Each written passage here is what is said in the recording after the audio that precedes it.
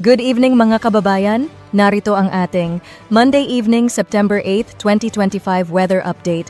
Huwag kalimutang i-like, i-share at mag-follow or mag-subscribe para lagi kayong updated at pindutin na rin ang notification bell. At ngayon, narito na ang ating pinakabagong update. Ayon sa latest update ng PAGASA, ang binabantayang severe tropical storm Tapa ay tuluyan ng lumayo sa ating bansa. Ang pangalang Tapa ay international name na mula sa Malaysia na nangangahulugang malaking uri ng catfish o mas malaki pang hito, ayon sa PAGASA.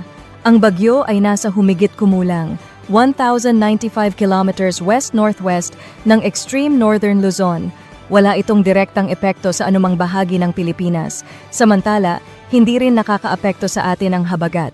Bagamat habagat season pa rin, ang mas nakaka-impluwensya ngayon ay ang easterlies or easterly winds mula Pacific Ocean na nagdadala ng maalinsangang panahon sa malaking bahagi ng bansa.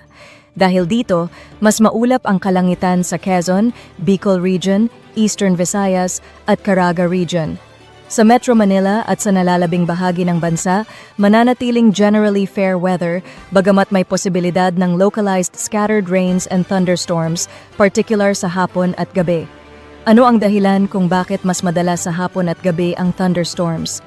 Ayon sa PAGASA, dahil mainit ang hangin sa daytime, tumataas ito papunta sa mas malamig na bahagi ng atmosphere, nagkakaroon ng condensation at nagiging well-developed convective clouds. Kapag mature na, kadalasan sa hapon o gabi, bumubuhos ang ulan. Sa kabuuan ng Visayas at Mindanao, partly cloudy to cloudy skies, maliban sa Eastern Visayas na mananatiling maulap. Posible pa rin ang localized thunderstorms. Wala tayong nakataas na gale warning, kaya ligtas ang pamumalaot at pangingisda, pero mag-ingat pa rin lalo na ang maliliit na bangka dahil maaaring makaapekto ang offshore thunderstorms.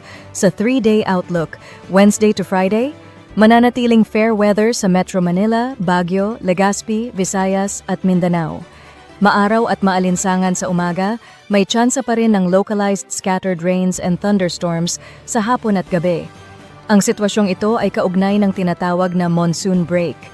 Bilang dagdag kaalaman, kagabi ay nasaksihan ang total lunar eclipse.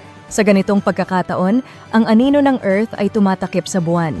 Nagiging kulay pula ito dahil sa tinatawag na Rayleigh scattering, kung saan mas nakakarating ang mas mahahabang wavelength tulad ng pula.